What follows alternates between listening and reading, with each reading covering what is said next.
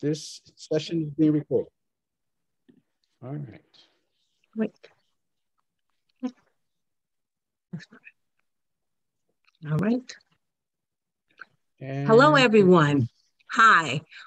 Thank you for joining us for this conversation. We are so excited to be here with you, and we know that you're going to receive some great information tonight. I'm excited because I am going to learn a few things I know about the sheriff's position and the role and the vision that these individuals are going to share tonight with us. And I am excited that you will also have a chance to ask questions and listen to some of the most important information that will work with your community. Let me also remind you that the sheriff plays an important role in promoting accountability and trust between the law enforcement and our community. So we want to know exactly what they're going to tell us and share for the next 4 years if elected the sheriff. So again, welcome, glad you're here, and enjoy the conversation. Thank you so much, Madam President. That is our president, Linda Thornton-Thomas, for the Prince George's County branch of the NAACP. To everyone that is on tonight, thank you so much for joining us. We do have quite a few people registered, but I appreciate that you're getting in early. One of the things we're going to ask of you in a moment is to participate in a poll. I just want to give you an idea of how we're going to conduct our session. First and foremost, each candidate will have equal amount of time to speak. There's a total of 7 questions. All the candidates will be asked 5 of those 7 questions, and then 2 questions will be asked of subsets of the candidates. Number 2, we're going to make sure that we have a professional decorum tonight. We ask that you honor that as well as the candidates. If you have comments or questions, you can put them in the chat. They will come to us, the hosts, and we will, based on what's in there, pull some things out, especially if it's a very sensitive or timely manner. Number 3, we're asking the candidates to tell us how they're going to do things.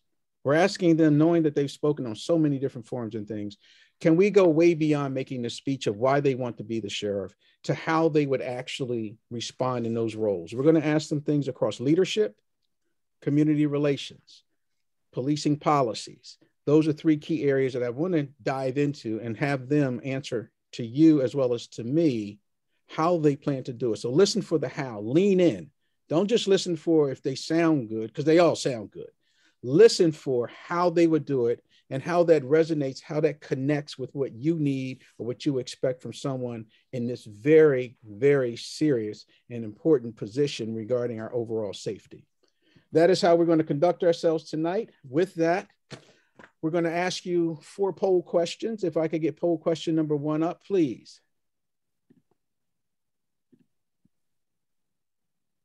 Ladies and gentlemen, if you can, please select the answer that best suits your thinking on this. We will share results in a minute. We're going to take about 15 seconds to respond.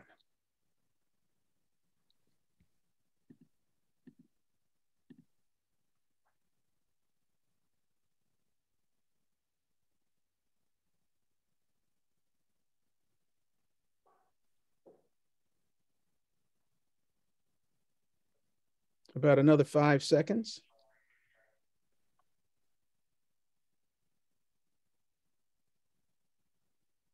Thank you very much for your responses.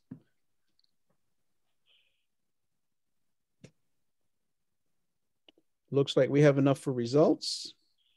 Hopefully everyone can see those results. Now, can we please list poll question number 2?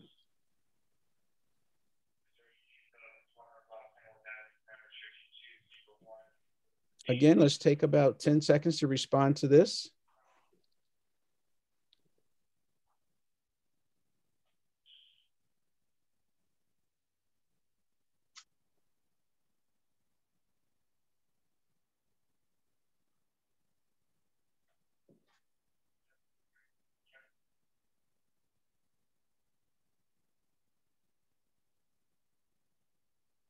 Okay, thank you very much. I am very happy to see that most of you know that that is false.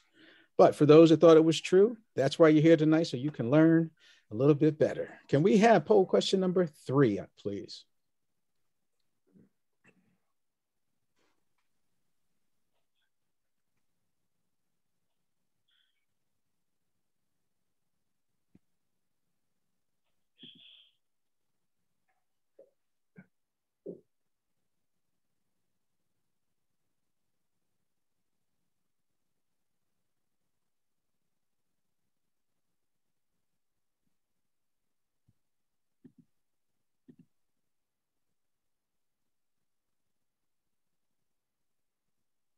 All right, about a couple more seconds. All right, thank you. I hope you can see the results. I know by the end of our session, you'll get all these questions right. I know that for a fact. And poll question number 4. This is the last one for poll question number 4.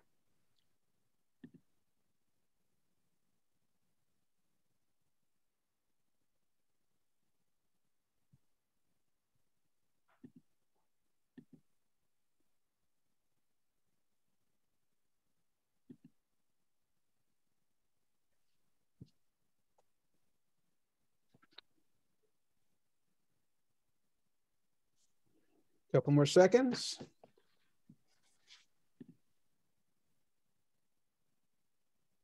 Okay, I hope everyone can see the results. I thank you so much for participating in our poll. As I said, I hope by the end of tonight, if we took this poll again, you would get all of these correct. We're going to start right in with our questions. We're going to ask this question of all candidates. Candidate Gibson will go first, then candidate Jones, candidate Grogan, and candidate Carr. We'll answer in that order. This first question is about leadership.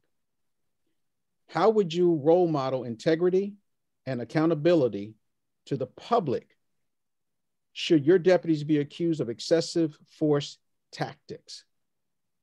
Candidate Gibson, you're up. You have 2 minutes. All right.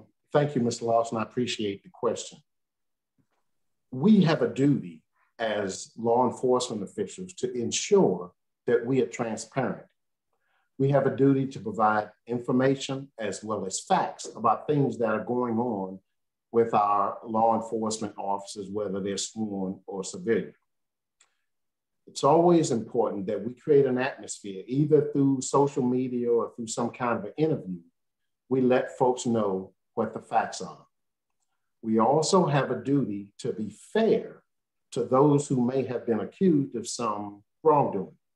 We ensure the public that will be a comprehensive, either administrative or criminal investigation by the Office of the Sheriff, the results of which should be publicized so that everyone will know that an independent source conducted the investigation and the facts bear out to the individual who may have been accused. So we can say that we provided a fair and impartial investigation and the facts are brought to the attention of those who have a need to know. That would be my response to the question. Thank you. Okay, you still have 40 seconds if you like. Okay, good, sir. Thank you very much. Candidate Jones, same question, please. Integrity and accountability, you're up. Thank you. I think that integrity and accountability are critical. I think that we have to, as Mr. Gibson said, if there's an accusation of impropriety, you do have to get out in front of it. You have to acknowledge there's an accusation. However, you do have to, make sure that the person that's receiving the scrutiny of the accusation is treated fair, that is thoroughly looked at. You can look at it internally. And you can also, and from where I'm from, it's looked at externally. So you get both looks. And then, a decision is made as far as the discipline. And then you can, again, come out and say how it has been handled, unless it's a really sensitive matter. And so in my previous experience, I served for 4 years as a deciding official for agency discipline for the U.S. Marshal. That's for the whole country of employees, almost 5,000 employees, where I was the deciding official for discipline, agency discipline, for anything for a suspension of 14 days up to termination. So I had to make some serious decisions, and I've always was fair. I was aware of something called the Douglas factors. There are 12 Douglas factors that you consider when you're dealing with discipline. And, it's things such as, if the situation, it attract media attention, the seriousness of the offense. And, if the person can they be, recidivate from it? And, you have to, make sure that you're making sound decisions and being fair to everyone. And like I said, you know, you can acknowledge it and put it out there that you made that decision so everyone can see it. And that's my response. Thank you so very much. Candidate Grogan, you are up next on this integrity and accountability question. And let's make sure he's unmuted. Candidate Grogan, can you hear us? I can hear you now. Thank you so much for the question. Integrity and accountability is everything to me. And I think that because we have a lack of trust in law enforcement and policing, I think the elected sheriff, when I'm your elected sheriff, we have to go far and above the norm. When I'm your elected sheriff, depending on what the accusation is, certainly if there is a death as a result in accusations of excessive force, I will meet with any loved ones. I will meet with families to hear their concerns. I will meet with loved ones. I will ensure that we have what I will create an office of professional responsibility and an integrity unit that will act as an oversight, not blotch investigations, not get involved with investigations, but as the elected sheriff, I will be present. Everyone will know who I am. Everyone will know I understand their concerns. Everyone will know that I hear them, but I will ensure a fair and an impartial investigation. I have the experience to know how not to botch or interfere with an ongoing investigation. But as the elected sheriff, I think it's important to build the trust by being present, by acknowledging concerns. And any time that there is an excessive force, especially when death is concerned, I will make sure that I would meet with family members and loved ones just to hear their concerns. Okay, I thank you so very much. You do have a little bit of time left if you want to use it. 30 more seconds, because we're going to get the ding. There it is. Okay, got the ding. Thank you. Okay, then Candidate Carr, you were up on this question of integrity and accountability. How would you role model integrity and accountability if there's an excessive force charge against one of your deputies? Yes, thank you for having me. So you address it. You address it immediately. You take it head on. You speak with the accusers or you speak with that citizen. You get the information. And then you also speak with the deputy. One thing that we've learned is that House Bill 670, the Law Enforcement Reform Act that just passed, effective July 1st, we actually have an administrative charging committee that will be responsible for addressing citizens' concerns against law enforcement officers. They will then make the determination if the officer should be charged. The agency is responsible for its investigation, and they will submit that investigation to that administrative charging committee. That administrative charging committee will be made up of citizens and will be made up of a panel that the county council and the county exec have put together throughout the county, again, from citizens and other individuals to determine exactly if that officer be charged or if there was a violation. As sheriff, I want to make sure that we also still speak with our citizens and we make them aware of what occurred, what happened. We also, at the office of the sheriff, place any accusation on our website and actually dictate and show the progress of that actual charge or accusation against a deputy sheriff. So if I were to accuse a deputy sheriff, I would then see exactly where we are with that investigation. And then I would also see exactly what that deputy sheriff would have been, whether he was sustained or whether he was found non-sustained in reference to that charge. I would also get the actual discipline. The administrative charging committee actually dictates, and the Maryland Police Training Commission actually put together a matrix already of the charges and what the outcome should be. Thank you so very much, sir. Thank you. All right, gentlemen, that's how it's going to go. That's your 2-minute feel for it. All right, next question, still in leadership. Please answer in the following order. Candidate Jones, Grogan, Carr, and Gibson. Answer in the following order. In this day and age, unfortunately, we still have a lot of issues in terms of community and law enforcement relationships. Let's say there's another ugly law enforcement community encounter, and it doesn't have to be in our county for all law enforcement to suffer. Trust is low and attitudes are tense in the public. Your question, what message would you give your frontline men and women, internally and externally, to help them prioritize their engagement with the public. Things are tense, people are not trusting law enforcement. How would you go to your internal and external staff and tell them how to best handle this? Candidate Jones, you're first. Thank you. I strongly believe in upfront leadership and making sure, first of all, that your personnel understand, the job. They understand some of the pitfalls of the job. And I want to, first of all, make sure that they have the appropriate training. And that's critical. You want to make sure that they have the training to do the job, that they understand the importance of our citizens, the importance of interaction with the community. They need to understand that just because you have a gun and a badge, it doesn't mean that you're king out there, and that people understand and will follow everything you say. I want them to understand by way of training and mentoring that when they are out in the community, their focus is de-escalation and not escalation.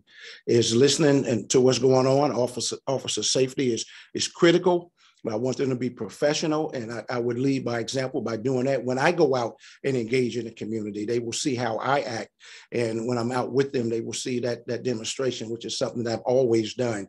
I think you have to lead by example. It's something that was taught in the Army, and you have to put those concepts forward and address things that are not done right. You have to address them. We have a saying that if you walk past something wrong and you let it go, you just created a new standard. So we have to make sure we address the improprieties or the standards out there that are not right and get them fixed right away. So I believe in strong training and making sure that, like I said, as far as, if you have to discipline fairly. But de-escalation of situations is what we should be doing in our community with our citizens, along with protecting them. Thank you very much. Candidate Grogan, let's hear your words to your frontline people before they go out there. What would you tell them? Are you muted again? Yeah. Okay, there you go. Go ahead. Hopefully that's not on my end. I'm trying to unmute. Thank you. My words are very simple, sir. The same words I've used my entire career. I have managed local, state, and federal law enforcement. 23 out of my 25 years in my law enforcement career, I was in a leadership or management position. After I retired in 2013, I've been managing up to $1 billion federal government armed security contracts. My message is very succinct, it's sincere, and it's consistent. I have a zero tolerance policy for civil and human rights violations. Zero tolerance.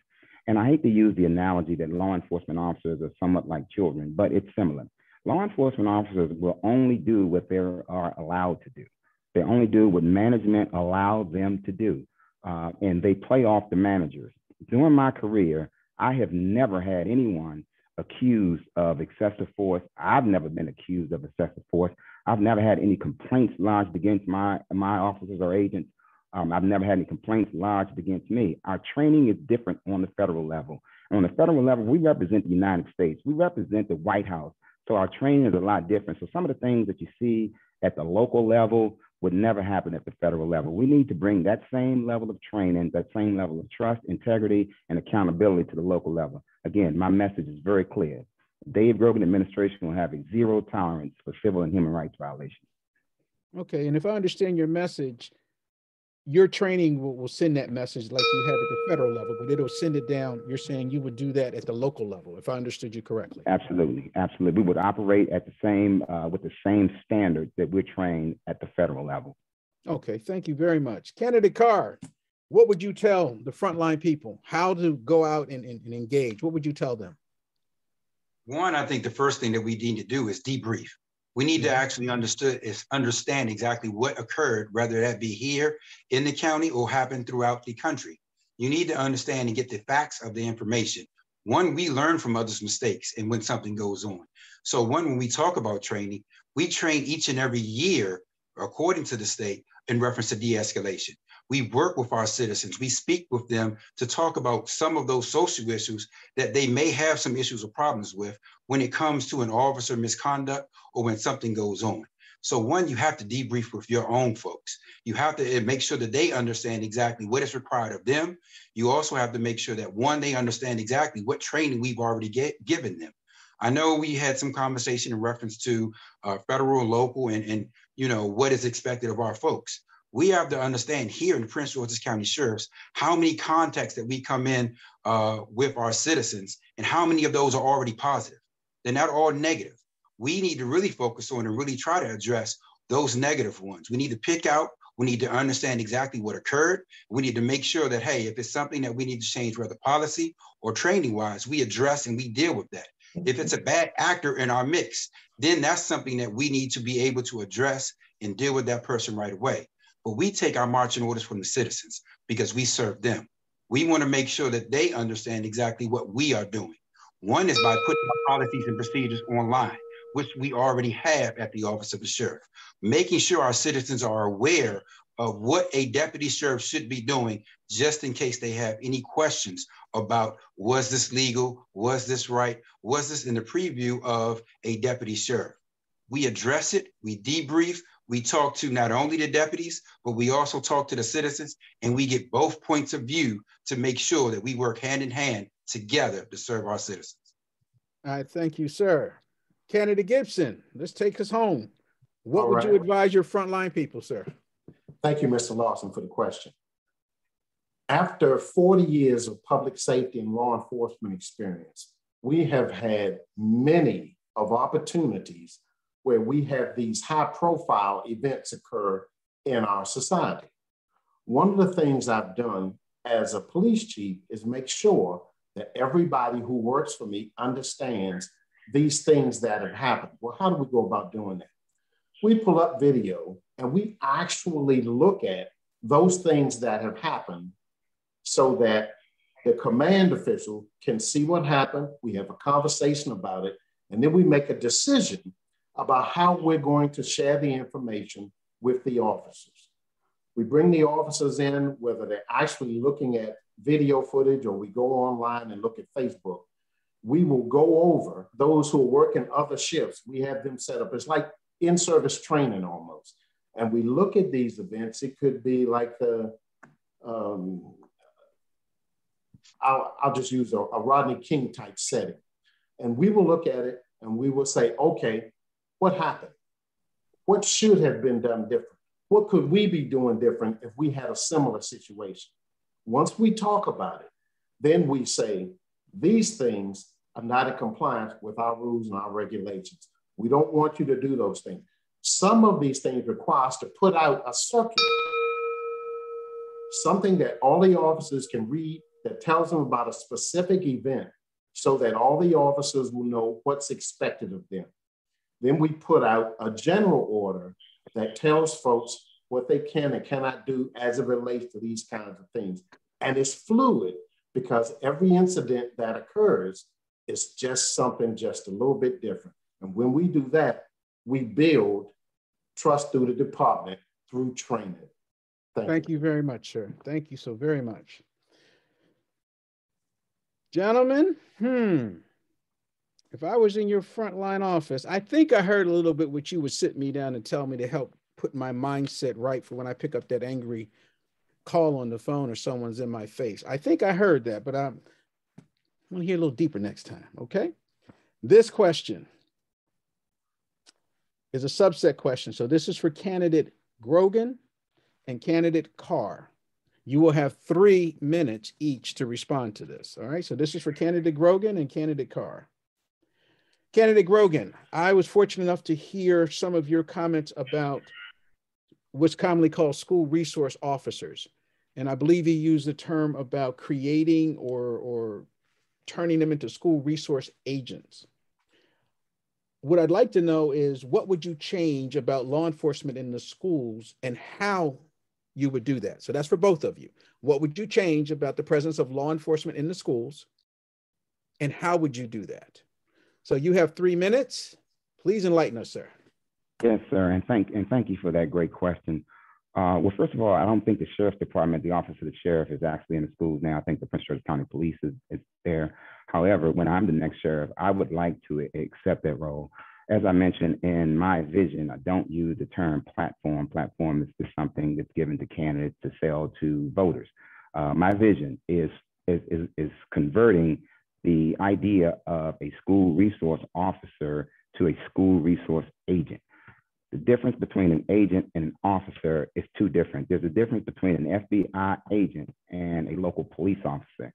We would expect more from an agent. An agent is going to be someone that's not going to be threatening. An agent is going to be someone that's going to be highly trained, highly educated, that's going to meet a different standard. Whenever you go to a corporate Fortune 100 company or Fortune 500 company, any high level company, there's always security there, but you never see who they are. You will never have any idea because the CEO don't want that aggressive uniform, guns presence. That's the same thing. That's the same level of sensitivity that we should have with our kids.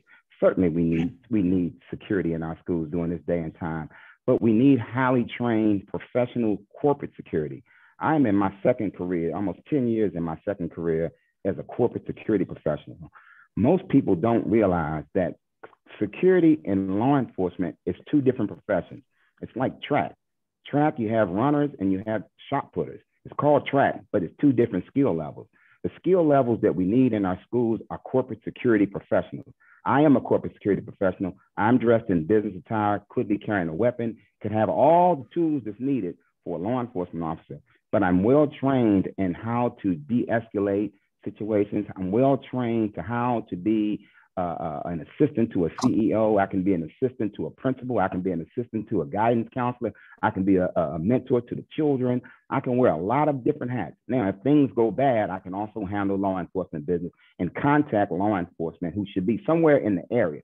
A corporate security officer will contact law enforcement when you need a law enforcement action, but on a day-to-day basis, our children need to see polished professionals with smiles on their faces, greeting them properly. Our children do not need to see the same imagery that you would see when you go to a prison. There should be two totally different imageries from the prison in our schools. I do not support having any type of uniform police officers in our schools. I support security. I support corporate security. I support highly trained professionals in our schools. Thank you. Okay, let me, just for my clarity, what level schools are you referencing? Are we going elementary, middle, and high school, or just a subset of that? I would say just at this time, I would say a subset of them all. Obviously, the amount of security that's needed in a elementary school is a lot different than what would be needed in a high school. But the quality, we gotta raise the standards and expectations. The quality of the person who would need to be properly vetted. And if I'm your next sheriff, I will personally vet those people that will be put in and are assigned to our schools. Historically, officers that are assigned to schools are oftentimes disciplinary actions. A police officer doesn't sign up to be a police officer to work security in a school. And so I will make sure we have the most highly trained people, just like my career as with the Marshal Service. The Federal Witness Protection Program had highly qualified, hand-picked people for that program. Everyone that's a deputy United States Marshal could not work in the Witness Security Division, could not work in the Federal Witness Protection Program. They were handpicked, they were highly trained, they were different caliber people. Those are the caliber people that I will be looking for to be in our schools. Thank you. I see. Wow. Okay, candidate Carr, I'm going to give you the same amount of time. What, if anything, would you change and how would you do it? Okay, so I want to go back to some of the issues. When we talk about school resource, or when we talk about actually interacting with the kids, it doesn't make a difference whether you call them school resource agents or school resource deputies, school resource officers. The job is to actually mentor and to make sure that the kids are there in a safe environment. We're not there to police. We're not there to enforce school rules and regulations. We're there, one, to help mentor and to make sure that those kids are there. To say that FBI agents and anybody federal is much better than anybody local, then you're doing the wrong job. Because bottom line, when you talk about public safety, it should be a standard across the board that you serve that community and you do your job for the citizens. It doesn't make a difference what agency you serve for. Bottom line is public safety. So being a school resource deputy, when we were in the schools back in 2006 up until 2012, one thing that I noticed And one thing that we did was we made sure that we had relationships with the kids. We worked with the school administration. Currently, right now, our middle schools are one of the most hard-hit areas as far as dealing with kids feeling safe. They're trying to come into their own as far as their bodies. They're trying to figure themselves out as they're getting ready to transition into high schools. And we've seen in the news when we talk about high schools that we've had issues with ghost guns. We've had issues with violence. We've seen that our juveniles are really involved in carjackings. What we need to do is to be present there and to try to assist and help them as far as not only inside for those 8 hours of that school, but also help them outside. One thing I know from being a school resource deputy is that whatever happens in that school, whatever issues, whether Forest Creek will be fighting with 2-5 or whether it be some other neighborhood issues that they have, they take that from the school and they bring it out to the neighborhoods. And we as public safety have to address and deal with it then. Instead of being in our and working in our silos, we need to work together. You can not only address and mentor kids just for those 8 hours, you also need to mentor them outside. You need to also be there in the neighborhoods, in the community, and work with them. So when they do see you in the schools, you've been there. They know you. People, when I were in the schools, those kids know me. Some of those kids now are in their 30s and mid-30s, and they still will call and still ask because of the relationships that we set. So if we want to be in the schools, one, we're giving support to the school system.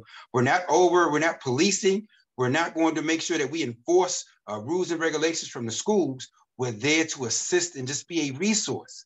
And whether you wear a uniform or whether you wear slacks or a suit, it doesn't make a difference. It's the person inside that basically dictates who you are and what you do for the kids. They should be able to see somebody in uniform and say, that is somebody that I am proud of and somebody I want to emulate and be like. The same way as our armed services. You see somebody in armed services, you respect them for what they do. It doesn't make a difference whether you have a suit or whether you have a law enforcement uniform on. We need to make sure that we serve not only the parents and not only those kids and help out with the schools, but we are with them in the schools and also in the community. Thank you. Okay, good, sir. Thank you very much. Next question, candidate Jones and Gibson. This is for you. Now, did a little research here. One of you comes from working with a huge budget, and one of you comes from working with a little less budget. Seems that the sheriff's office budget is kind of in the middle. So candidate Jones, I believe in my research and conversation, if I get this right, it's a bill with a B, $1 billion budget you had experience with. And candidate Gibson, and when I'm looking at the town of Edmonston's budget, it's not quite that billion or $500,000 or anything like that. So I'm going to ask both of you, how would you lead the office of the sheriff with a limited budget and reduce sworn and civilian members? Coming from where you're coming from, how would you lead them? And I want to hear some hows.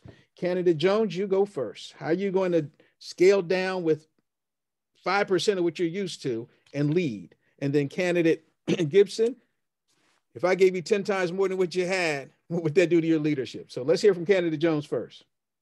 Yes, thank you, Mr. Lawson. That's a great question. And yes, I have had multiple appropriations in my experience in leading divisions of the Marshal Service. $1 billion is one appropriation, $200 million is another. I can't, because I did run the Federal Witness Protection Program. I did some of that hand picking Mr. Grubb was talking about. I can't talk about that appropriation. However, your direct question is, if you're working with a smaller budget, because I have had variations in budgets. And so you work with what you have. I understand budget execution and formulation, how to look at what you have, look at the resources you have, and manage what you have. But I always, whatever resources I have, that I have to, lead with. I get in there and I talk to the officers and the civilian personnel, looking at, how their daily life is, what they have to deal with, and how, if they're overworked, if they're short-staffed, like I understand our current sheriff's office is short-staffed, overworked. I'll get in there and sometimes even work with them. But see, what I like to do is while we're doing our job the best we can with the resources that we have, I believe in looking at program budgeting and trying to find ways to bring in more resources to help our citizens. And I heard someone say, I think, that we have sheriff's deputies in the communities. I would love to see that. I haven't seen it, but I think we have to have more of them. So I would be encouraging them.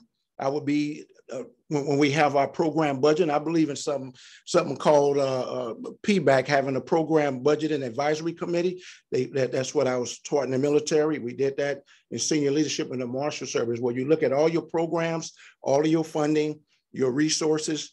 What you may have to shift some funding around to do certain things. You always have to do your budgeting within the appropriation laws. You can't do stuff you're not supposed to do with the taxpayers' money. So you have to take care of the taxpayers' money. But I'll be encouraging those sheriff's deputies and the civilian personnel, and that we're gonna do. I'm gonna do my best to get more resources. I'll use all of my skills and knowledge and contacts. I was an assistant director, SES 4, Senior Executive 4 with Department of Justice. So I know there's program, community-oriented police. There's funding there. I know there's funding with the federal asset program, that the asset forfeiture program, which I was a supervisor of in Puerto Rico, with the second largest assets. And there's money that you can tap into. You have to find those resources, which I will do when I'm elected sheriff, and bring those to our citizens and to the sheriff's office, if I get it correctly. Thank you. Yes, please correctly, office. Yes, you got that. You got that. All right, Candidate Gibson. Now, I'm gonna give you a whole lot more than what you used to. Tell us, how would you lead? Yeah, it's a big jump. So please tell us, how would you lead the sheriff's office, sir? All right. Thank you. I appreciate the question. First of all, Edmundston has been the smallest budget I've had. I've gone up 30, 40, $50 million as an annual budget. But to answer your question, I know right now that the budget is around, I know Mr. Carl jump in here if I don't get this right, about $47.7 million. A little high, just a little higher, yeah. But go ahead. Okay. Go ahead. And I know that it was much higher the previous fiscal period, and they brought it down about $7 million or so. I have been looking at budgets for so long. One of the first things I do with my executive staff is we go in and we take a look. We know that the majority of a budget is salaries. And so if you have positions that are not filled, then you have money sitting that isn't spent. And so when you talk about a line item budget where you have salaries, overtime, vehicles, uniforms and equipment, training, on and on and on, you get to a point where you say, we may need more funding. That's where your grant writers come in. The grant writers not only write the grant, but they also research federal and state bodies looking for opportunities for law enforcement funding to fund some of these things that we may be talking about. I know right now that the Office of the Sheriff has a need for deputies. If the deputy's salary is around $50,000 and they come in and after they're certified, they get a car, we're talking about $100,000. And so we want to make sure that every month the executives come in and we look at our spending. How are we spending our money? If we're spending money on gas from individuals who are, working in the field, how can we get more bang for our buck and that kind of thing? Do we need to, change the way officers take their vehicles home? Or do we have folks riding with others? Just so many different dynamics of a line item budget that we can use. The sky's the limit. And I look forward to working through the sheriff's budget and identifying funding so that we can ensure that the deputies are safe, the city, the county is safe, and we get those things done that are mandated by the legislature for the office of the sheriff. Thank you. Thank you so very much. There's some kind of questions, and I don't mind responding to them about the sheriff's office, at least y'all as candidates, and what you may or may not do different from the county. I want our participants to understand what the sheriff's office does, and its core services are different from what the county police do. So to say, what would you do different? You need to look at what the mission and the core responsibilities are to see if that's even relevant to ask, what would you do different? One question that was asked in the poll: do sheriff deputies go out and do traffic law enforcement? If they don't, then it doesn't matter how the county does it, and they wouldn't do that. So part of what we're trying to do tonight is educate us, to enlighten us about the differences and how these candidates would handle those differences. So I would say to everyone, just be a little mindful in the comparison. They are different agencies, and they need to do things different in a different way. All right. This is for all four of you. You will have 2 minutes each. We will go candidate Carr, Gibson, Jones, and Grogan. How would you, as the sheriff, strengthen the community's trust in law enforcement? And that's a big task order, because, you know, law enforcement is not just the sheriff's office. But how would you go, whatever you do, touch, reach, go live among, however you're going to do that, how would you help our communities believe in, turn around our faith in law enforcement? Candidate Carr, you're first. You have 2 minutes. Yeah, so the first thing that I would do is, one, we still have to educate the public in reference to the sheriff's office, our responsibilities, and what we do. The second thing is we need to make sure that we are entrenched in the community. I know it came up earlier today about, in this conversation, about the county police and not seeing the sheriff's office in the county or throughout the community. One thing that the county police has is they have districts. That means you have people who are assigned to that district, and they actually work there, and that's the only thing they do is work in that district. For the sheriff's office, we have the whole county. And currently right now, we're around maybe 218 sworn members, and that is including the sheriff all the way down to the newest deputy that we have. In order for us to really be entrenched in the community, we really need to, one, have forums that we still speak with the community about. Two, we need to have our community engagement in which we work with the juveniles, and we also work with our seniors. We have a lot of seniors here in Prince George's County as well that we really need to make sure that they're aware of what goes on, as a lot of those schemes that happen are targeting towards seniors. The next aspect of it is you work with our business community and our faith-based community to make sure that they understand our roles and responsibilities, and we work hand in hand with them, such as in domestic violence, such as speaking with them as far as what we see and what trends we see here in our community. The next thing is we also make sure that we're involved with our homeowners associations, as we do conduct evictions and we do conduct other civil aspects inside that community. We need to make sure that our state mandated functions are really in the community, and that our community, whether it be through training, whether it be recruitment, whether it be working with, like I said, our young folks and our seniors, that they are a part of our organization, and that they can make sure that they understand what we do and they buy into that. So we address all of our law enforcement and social issues that we have. Thank you. Thank you, good sir. Candidate Gibson, you're up. How would you build that trust? All right, thank you, I appreciate the question. One of the things that I have come to understand after 40 years in this business is that every neighborhood, every community is different. No two are the same. We cannot paint connecting with our public with a broad brush. You have to go into each neighborhood. You have to identify those things that might cause folks to be uncomfortable or mistrust the police. And then you go in and you do things like keep the community informed about things that they would want to know about, like what's the crime picture? For them just not to know, they have to search. We need to be proactive in making sure that communities know what's going on in their neighborhood. And you do that by having the officers go out, network. Community policing was one of those big things that we talked about that started in the late 80s, where folks get to know who their neighbors are. They are individual as opposed to some meeting where 1,000 people come. You go to a meeting where there are 20 people. You talk specifically about what's going on 3rd Street and 2nd Street. You keep those kind of things up. We have programs for seniors. I started a program called the Senior Watch Awareness Program, where we identified individuals 70 years of age and older. And we would come by the house and check on them, knock on the door, ask if they're okay, ask them if they need anything, and then we go on to the next place. The community found these kinds of things engaging, and it caused us to be able to build trust.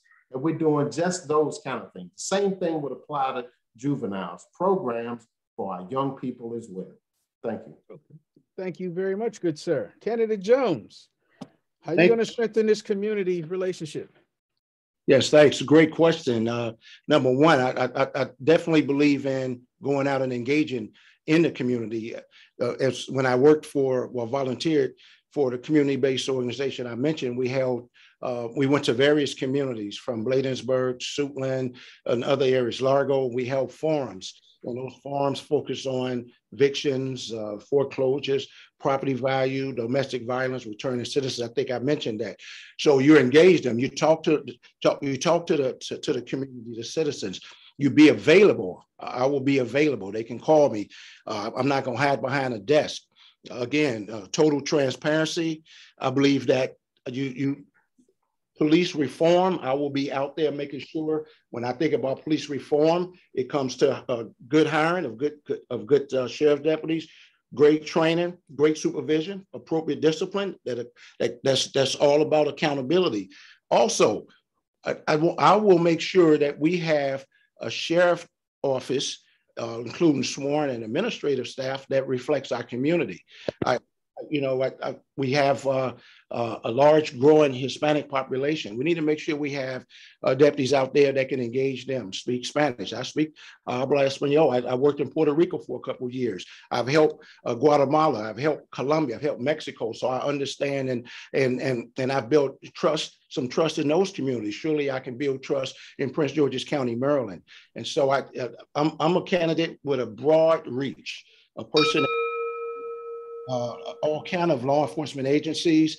I will be leveraging some of those experiences and bringing them to the sheriff's office. But again, engaging, like I've been having those town hall forums, and I also have listening sessions. I will continue to do that, to listen to the citizens of our county, to hear their concerns, and I will respond as best I can, working with the leaders of the community and other police leaders and the state's attorney to address those concerns. Be out front as a sheriff should. Thank you. Yeah, thanks for not hiding behind that desk. Candidate Grogan, you're up. Thank you. Yes, sir. Yes, sir. I will, and thanks for the question. I will continue exactly what I've been doing for the last 8 years, running for office.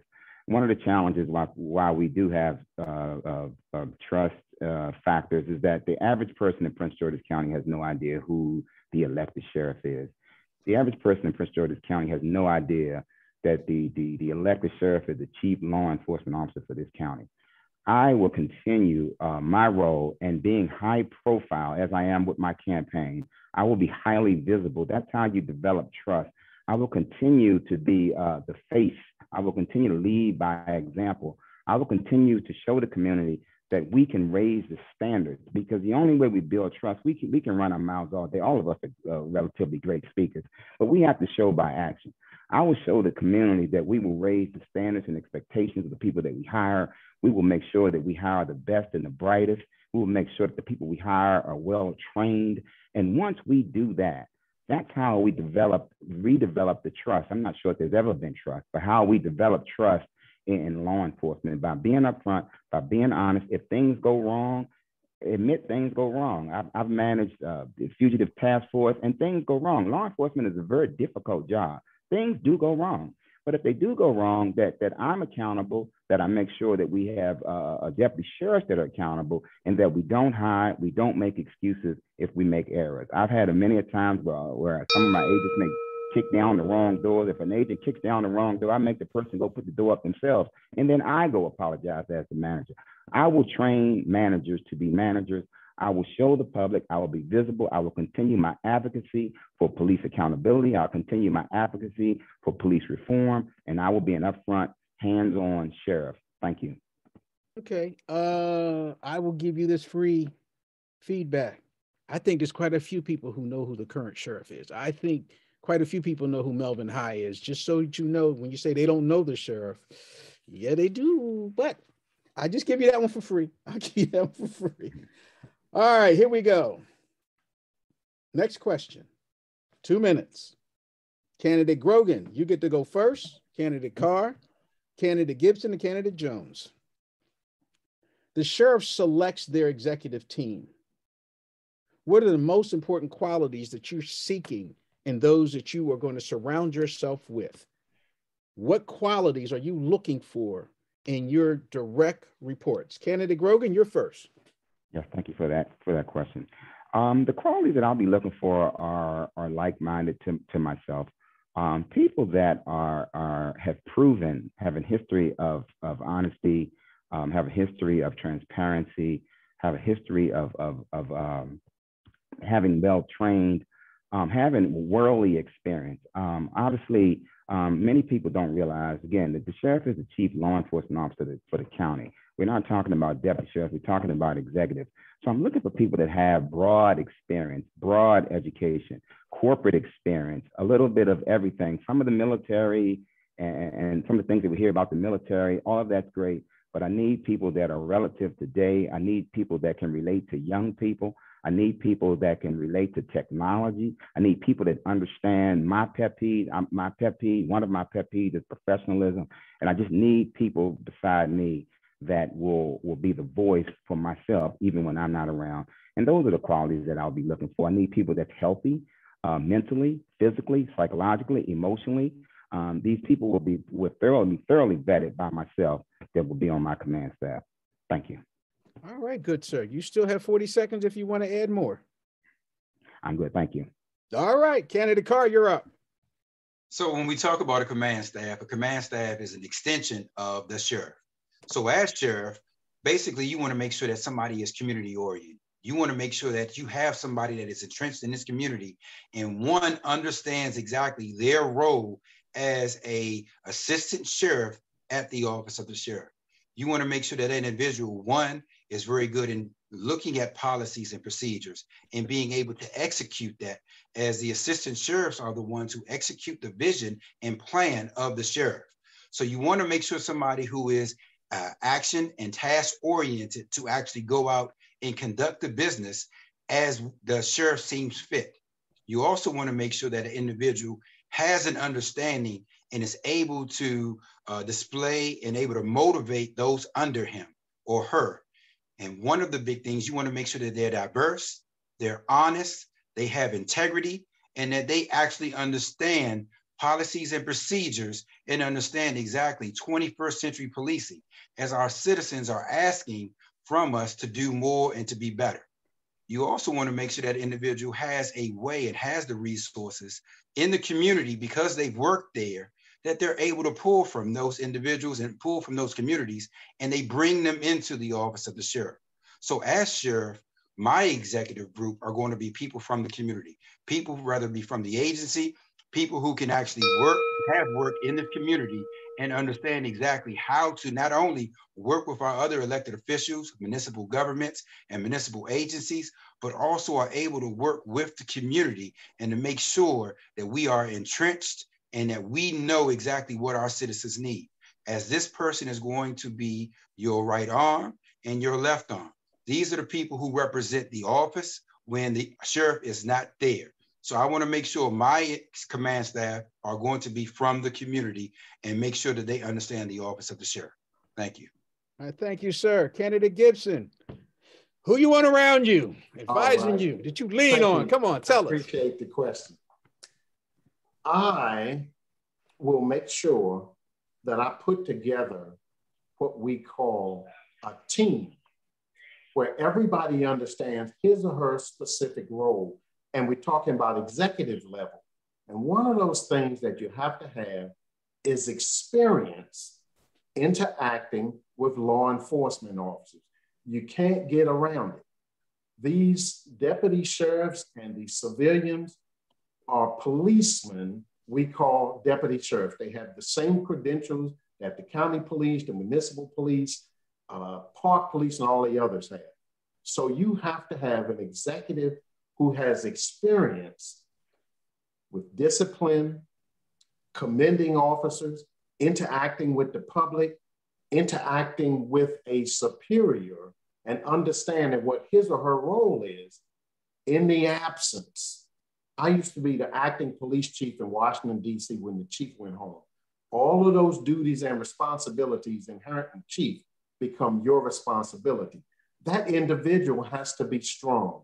You have to take time to cultivate those individuals, the undersheriff and those 3 bureau heads, with a view toward seeing them or envisioning them in charge. And so doing, their resume has to be strong. They have to have experiences that others can attest to. And when you can do that, the person has to have been around for a while. They have to be, here's something a lot of folks look the other way over. I'm looking for folks who are good writers. Policy, procedure, orders, directives, all those things are drafted and written by high-level executives. You need a good writer in your agency. If you don't, you'll suffer. I've done it before. Thank you. Thank you, good sir. Candidate Jones. Yes, sir. I'm blessed to have had the opportunity as an assistant director. I mean, we don't get a chance to pick all of our core folks, but I have had a chance to pick what I would call ECT, executive core teams in various divisions. And so the qualities, I like a very diverse staff, and that the team brings different things, to the table, because I like to hear new ideas. As I mentioned several times, I am a broad-based thinker. I like thinking outside the box. I like recognizing that all the answers are not in your lane. They're not in your office. There's people and organizations that have done it and done it better. So I would love to have a staff of individuals who come from within, and also I would look at individuals who come from outside, if they can have the attributes, they believe in diversity. I am a military guy, made it up the rank to colonel. So obviously I like military people. They seem to be disciplined. I want somebody that's focused on EEO, making sure that that we're doing the right things. Again, diversity. And so, again, a broad thinker. Chief Gibson is right. You want someone with experience. A person without experience can't help you. You want someone that, obviously that knows the community. I believe the current sheriff's office has an assistant sheriff, and I believe 3 appointed colonels or lieutenant colonels. I believe Carr has been one of those who've been appointed. And so you just want to make sure the folks around you in the various lanes have various experiences to help you and to help this community. And that's the kind of executive team I'm gonna have when the good people of Prince George's County elect me as the next sheriff. Okay, on that note, all right, candidates and participants, this is where we have an open session that we title Help Me Understand. Each candidate is about to be afforded 7 minutes to cross-converse with the other candidates. They can pretty much ask what they need or want to, ask for clarity. Hopefully they don't go and spend 7 minutes giving us a speech, because that's not telling me how you do anything. That's just telling me what you want me to hear. So with that, we're going to go in the following order. Candidate Gibson will go first. Then candidate Jones will go, candidate Grogan, and candidate Carr. Gentlemen, you have 7 minutes each. Candidate Gibson, are you ready? Yes, sir. Please begin. First of all, I'd like to thank all of those candidates who have taken the time out of their busy year that we might engage. We have some very well qualified individuals who come into this forum and share information. I'm not going to ask a candidate a question because all of us are qualified. all of us do a good job doing what we do. We let the residents, we let the voters make a decision about challenging issues or challenging questions that move the needle forward. And I just want to yield my time back to our moderator. Thank you, sir. Thank you, sir.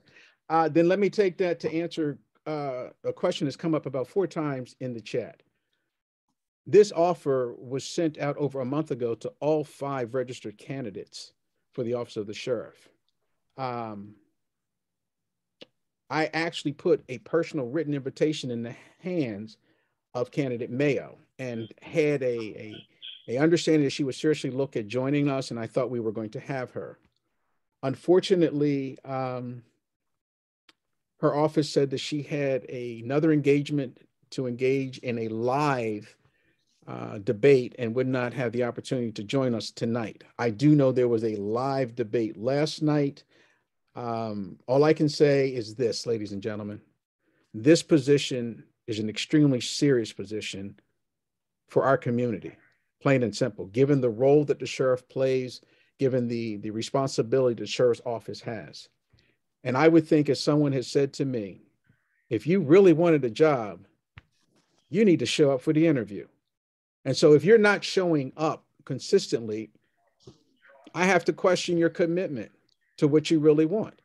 And I've sat on many executive teams looking for people to either add or not add to our group. And I'll tell you this right now, you don't show up the first time, you're no longer considered a viable candidate, because we need people that we can depend upon. We need people who want to sit in a role of leadership to be able to lead, to be able to manage their time and their priorities. So I personally take it as myself and as a representative of the NAACP that this was not important enough when you've got a good 4, 5, 6 weeks lead time to put this on your calendar and not have a conflict. Now, that is my personal and professional position on that. I'd like for you to consider that. Everyone had an opportunity to come tonight. They made their choices. I hope that you appreciate and respect the people who are before you. And please stop asking these questions about the people who are not here with you.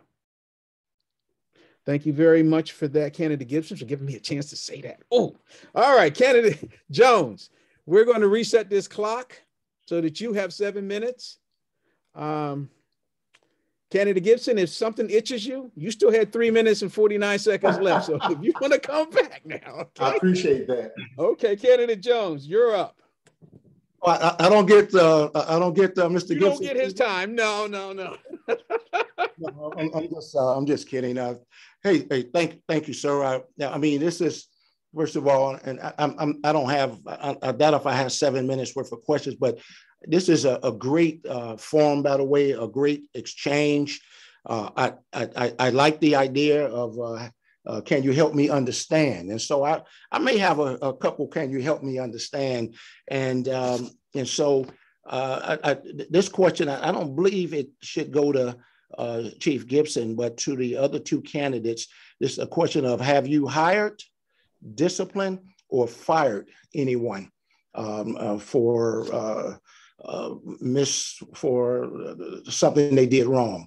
And so there's 2, I'm not going to ask, that's not for Chief Gibson, but it's for the other 2. Which one you want to answer first? Let them know so they're not stepping on each other. Mr. Grogan, you can go first. He needs to unmute. You couldn't hear me? There we go. Okay. I need to be unmuted. And thank you for your question, Mr. Jones. I think your question was, have we hired, fired, or disciplined anyone? The answer is yes. I've done all the above. I've interviewed probably over thousands of candidates for different roles. I've hired, I've made selections. I've disciplined, probably the same, probably over 1,000. I've terminated, obviously in federal government, to be quite candid. Terminations are something that happen at the HR level, but I will say I've made recommendations for termination. In my second career, I'm almost 10 years into my second career in a corporate security professional.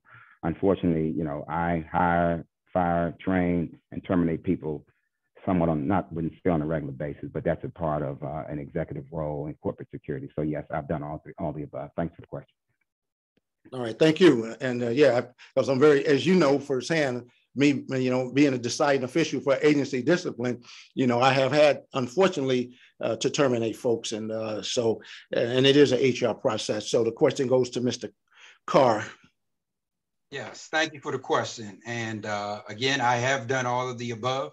As working at the sheriff's office for 20 years, I've worked in every unit. So I was the commander of our internal affairs division, in which I actually had to conduct investigations. I actually had to work with the attorney general. I actually had to write up documentations and actually chair administrative hearing boards that had to release some of our employees. We also talk about the corrective actions in which we had to give when the actions of an employee does not rise to a level of separation. We would give corrective actions. And I always say corrective actions because you still want to mentor and you want to change that negative behavior and get them on the right path.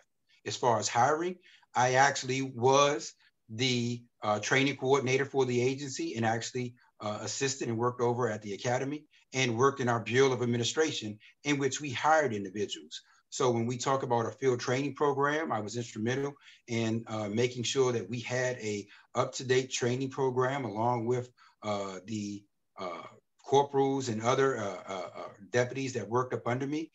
So I have done all of the above, and I have been privileged enough to also work up under several sheriffs that have assisted me and made sure that I was ready for this role. But thank you for the question. I appreciate that. Okay, thank you, Mr. Carver. Follow up. So, because you said we hired, and so, like for example, in my experience, no, I can't, as an operational assistant director, I can't hire operational employees. It's an HR process, and they get hired through that process. Promotions, I would recommend, and the director promotes. But for administrative employees, I, as an assistant director, had to hire. So I signed off and picked and hired folks. And so you're saying you did that?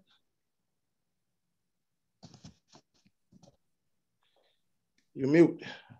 Can you hear me? I can hear you now. Okay. Yeah, I didn't hear you at the end. So could you repeat that again? I'm sorry. Yes, I'm down to 2 minutes. But I said you said we hired people, so I'm trying to draw down. So when I say we, and I know the federal system is much different than the local system, and that's one of the biggest things I want everybody to understand. When we talk about that, the Office of the Sheriff, we conduct our own interviews.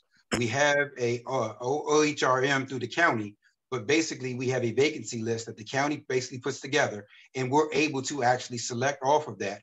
I've been on the interview panel and interviewed these individuals. I've also, as a lieutenant colonel, actually selected individuals to actually come in and to be hired.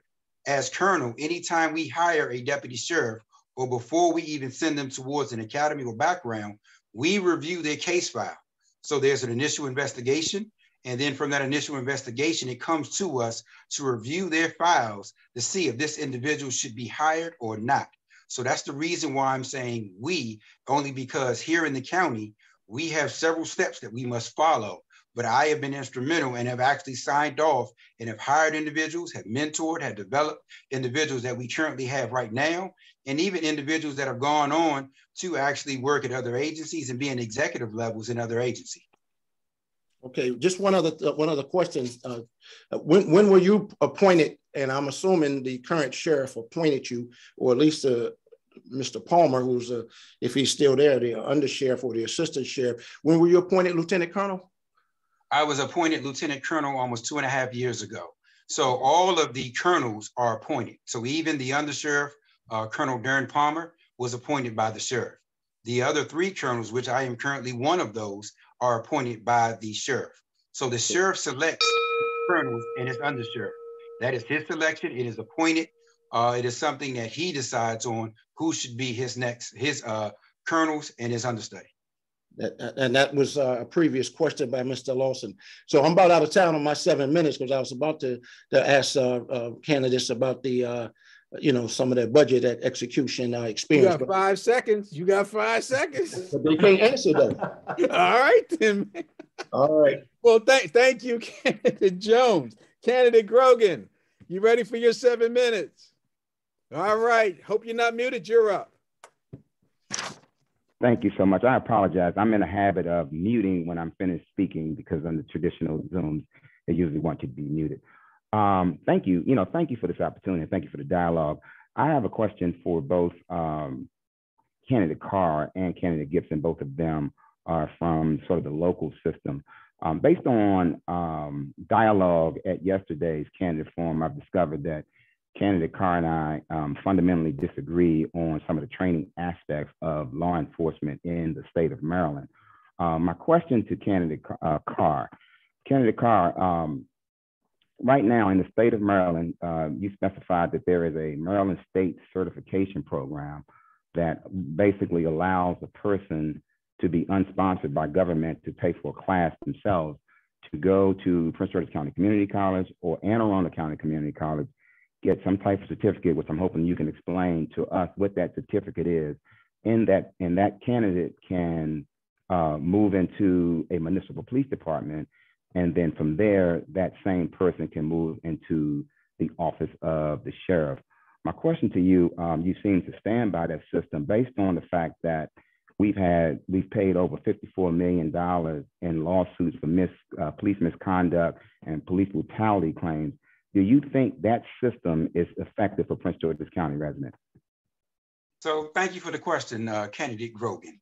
Let me educate you in reference to how the Maryland Police Training Commission actually works. So this is dealing with COMAR and dealing with the annotated code of Maryland. So this is law. This is something that has been decided up in Annapolis, and it is now law.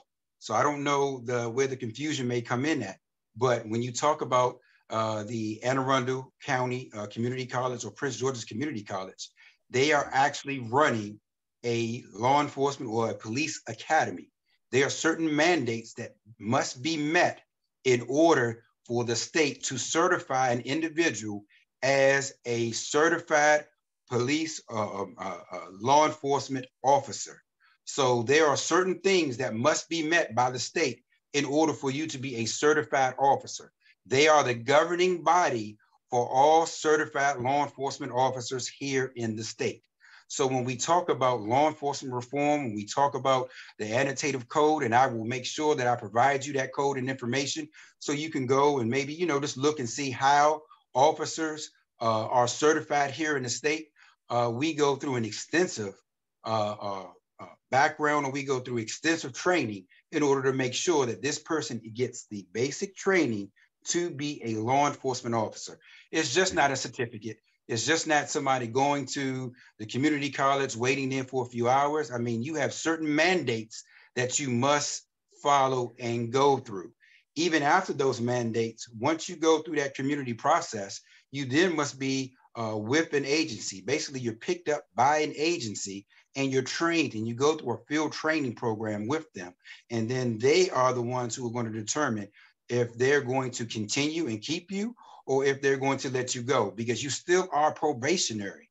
So this is something that's already set by the state of Maryland. I would love to really sit down with you and we can go over the law, and I can try to show you exactly in the annotative code exactly what, where it's coming from and what is the certification required. Sure. And I'll leave it to Mr. Gibson. I'm sorry.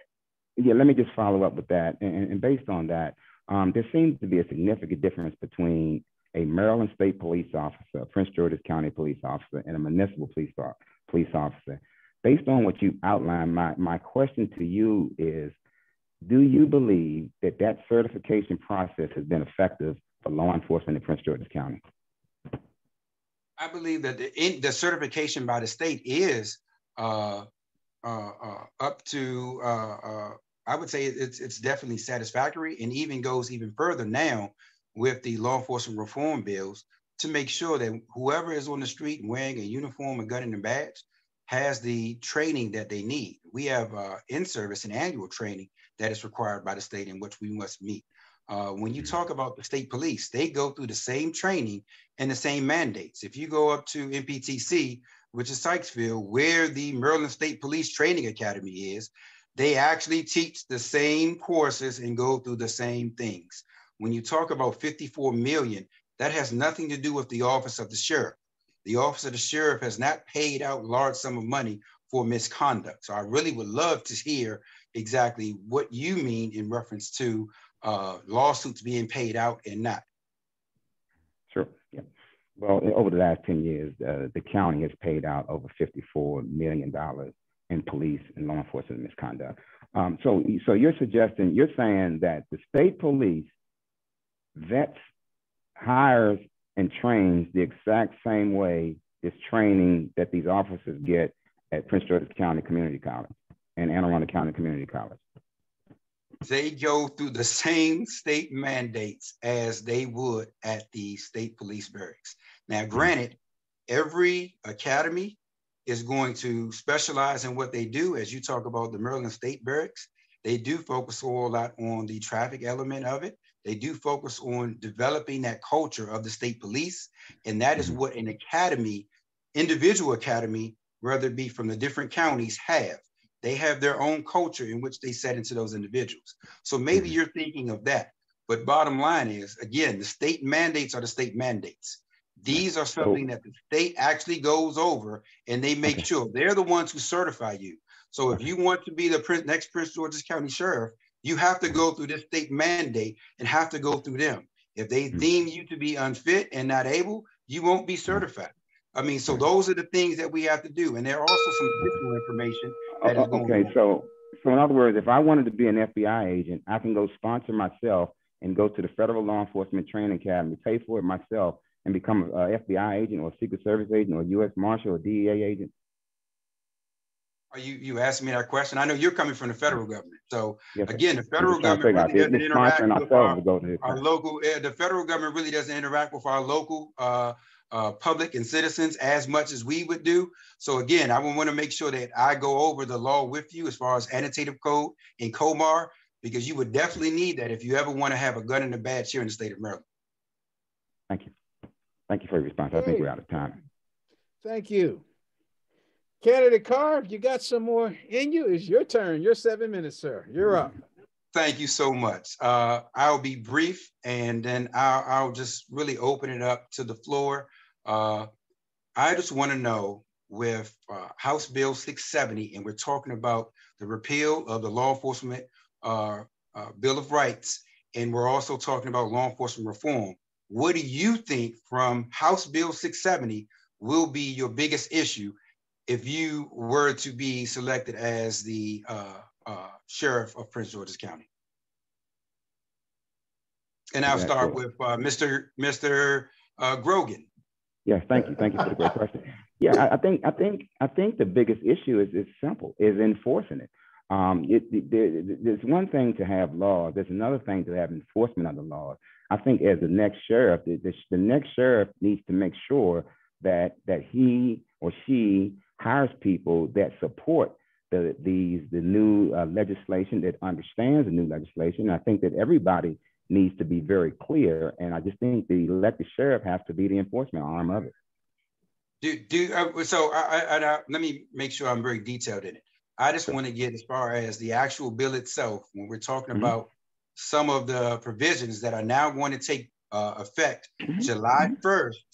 What are some of the things that you believe will be an issue as you take office? That's what I was really trying to get to. If you could give me something. Yeah. Thanks for the question. Sorry. Yeah, sorry for that. Yeah, I think the purpose of the law enforcement reform in the bill is to change the culture. Police culture, certainly in law enforcement in Prince George's County, has been awful. Let's be honest. It's been terrible, and it's been documented as being terrible. So anytime you're talking about changing a culture, it's going to take bold new leadership to come in and make sure that everyone is clear. Again, everyone is clear on this is old policing, this is new policing, and make sure that the people that are hired are people that support the new legislation. I think, again, my response is that the enforcement of the new legislation is going to be the key for the elected sheriff. Okay, so the legislation basically mandates us on certain requirements. So it actually tells us what to do. And it's not so much enforcement as now we have a accountability commission and a board. But I'll also open it up to Mr. Jones, if you want to answer that question. I think that one of the, aspects of that bill is, I believe, and this is, there's a lot of discussion about qualified immunity for law enforcement officers when they're doing their job. And I believe there should be some qualified immunity for folks who are doing their job the right way. But if you are breaking the law willfully, I don't think you should have qualified immunity.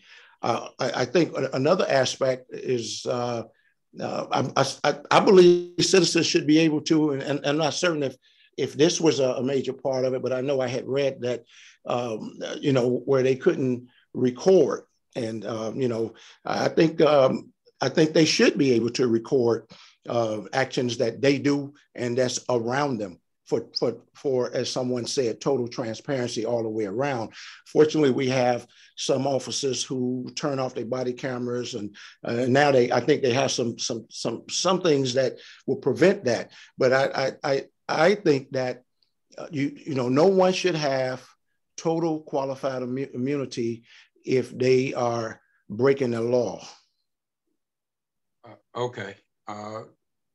Thank you. I appreciate that. I'm gonna go with Mr. Gibson, and I know Mr. Gibson, you should be able to give me more definitive as you're yes, here sir. Local. So thank you. All right. Thank you for the question. Let me be brief. We're having problems right now. Starting in October 2021, they repealed the Law Enforcement Officers' Bill of Rights. It set the standard how an investigation will be conducted, whether it was criminal or administrative, how often you could question a person, how many days you had to wait before you could question an officer. Right now, those things are in flux. And it's become a challenge if you have a matter that you were trying to get through, based on some action of an employee. And it's a real challenge. And the council is struggling right now trying to get this accountability board together, whether it's going to be all council members or citizens and all those kind of things. In the interim, things are still going on. If an officer is found asleep or an officer, uses his firearm in an inappropriate way, what will happen to him? How long do you have to wait? What can you do to him? Suppose you take it to a trial board. Well, right now, those things are in influx. And that's the biggest thing that we struggle with right now as we look toward July 1, 2022. Thank you, Mr. Gibson. And I thank everybody for their responses. I just want to make sure, and I appreciate everybody being here. And I think it was Mr. Grogan or Mr. Jones said, for everybody, or matter of fact, Mr. Gibson, for everybody to do this, I take my hat off to you, because it does take a special person to want to serve. The House Bill 670, one of our biggest aspects is working with what are we going to do with the administrative hearing boards and the corrective action with our deputies. Also making sure that we have transparency and bringing the public into our organization and letting them see the process when a deputy sheriff or a law enforcement officer has committed, rather it be a crime or rather committed an administrative violation. Again, we serve the citizens here of Prince George's County, and we want to make sure that we develop and we create a culture that basically promotes citizen involvement in any of the agency, and make sure that the citizens know that we serve them through the process of our policies, our procedures, and also our vision and our purpose. So I thank you for the time, sir, and I yield back to you. Gentlemen, thank you. Thank you. We right on the money. We right on the time. To our participants as well as the candidates, we have one more question, and then we have our closing poll. So please make sure you stay around so that we can get all of that done. I greatly appreciate the professionalism, the energy, and everything that you've afforded us tonight, gentlemen. Here's your last question. and trust me, there have been a lot of questions in here about women and about the ladies being represented and things like that inside the office of the sheriff. Now, I know we've touched on hiring, and I hope folks know that the sheriff does not necessarily go out and hires everyone that works in the office. I mean, there's a lot of things that goes into that. They can say, here's what we're looking for, but they still are influenced by what the county does in terms of personnel and things like that. So please don't think the sheriff can single-handedly make it a 50-50 situation. But to that end, here's the last question. Mr. Jones, you'll go first. Mr. Grogan, you will go second. Mr. Gibson, you will go third. And Mr. Carr, you're going to go last.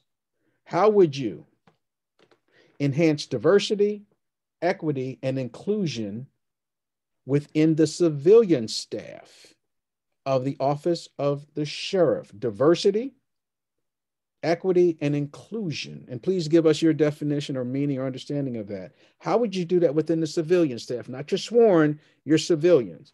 Please. Mr. Jones, you're up. Okay, how much time is it? 2 minutes. Okay, 2 minutes. Yes, sir. I'm sorry. Yes. No, you get 1 minute. 1 minute on this. Everybody get 1 minute. All right. Tough one. Okay, thank you. Let me get going. I mean, I have a lot of experience with leading administrative staffs. I have had large administrative staff, and they are, to me, just as important as our operational staff. They need to be treated just as important, although most law enforcement agencies are based on the law enforcement personnel. So I would definitely want to have a diverse, I think I mentioned it earlier, a diverse administrative staff. So we would try to make sure that we recruited a diverse staff that includes even some folks with disabilities. And I would welcome all kinds of employees. I think you need definitely a diverse. So I would staff. So I would recruit and have programs, outreach programs where we look to hire a diverse workforce when we have the vacancies to do so. Thank you, sir. Thank you so very much. Mr. Grogan, you're up. Yes, sir. Thank you. I know I only have a minute, so I'll speak quickly. I've actually been recruiting and vetting administrative and law enforcement staff for many years. First, I think I will assess the need. I wouldn't assume that they don't already have the diversity, the inclusion that we need. If we don't have it, I will make sure that when we interview people, that we have well-trained interviewers that know exactly what the need is for the particular office, interviewers that know what my expectations are, and if need be, if we need a community outreach to a particular community that may be not well represented within the office, I will make it a point to ensure that our recruiters actually reach out to those people to ensure that we have an administrative staff that represents the community. Thank you. Okay. Mr. Gibson. All right. Thank you. I appreciate the question. Step one in any organization's goal to provide inclusion among their staff is to have a policy that speaks to what you want to see from those employees in the agency. A strong policy about discrimination and inclusion and all of the things that you want to have. And then you go to your recruiter. You have your recruiter be about the business of selling those things that the company, or in this case, the sheriff's office, stands for. And then you're selling the same information to high schools, colleges, job fairs, and other locations where people can say, okay, even though I might not have A or B, these recruiters will work with me because they understand and I understand they are looking for quality people. Thank you. Thank you very much. Ladies and gentlemen, there you go. Mr. Carr. Are you about to give me my chance? I'm sorry, you're right. Mr. Carr, you go next. I was about to say I work here, so let me take you down. Mr. Carr, you do go next. We have 104 of our support staff, and I say support staff. Out of that 104, we have currently right now 33 vacancies. So what we need to do is we need to be in the community. We need to recruit. We also need to train. One of our biggest aspects, or one of our biggest issues currently right now with our support staff, is upward mobility and growth. We have a lot of people who don't understand exactly how they can grow into that next position. We need to make sure that our support staff, that they feel welcome, that they understand exactly, they are the backbone of our organization. So those members or those people who may not want to be in uniform, but want to still support and help the community, we want to bring those individuals and those people onto our organization. We want to make sure that our support staff, they have the ability to grow and develop just like anybody else. So we have rank in our sworn staff, but we need to make sure our civilian staff have the opportunities, we grow, and we try to train and develop and recruit within the community. Thank you. I thank you, and I do apologize for that. Ladies and gentlemen, I think that we've had the kind of night that we were looking for. I hope that what you got tonight helps you make an informed as well as an enlightened decision about who you might vote for the position of Sheriff of Prince George's County. I'm going to ask, can we put our last poll question up for participants? If you would, let us know your thinking.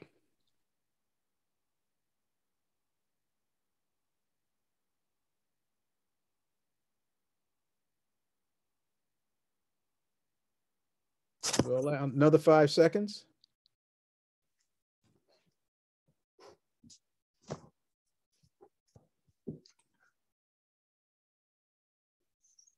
Okay, with 70% of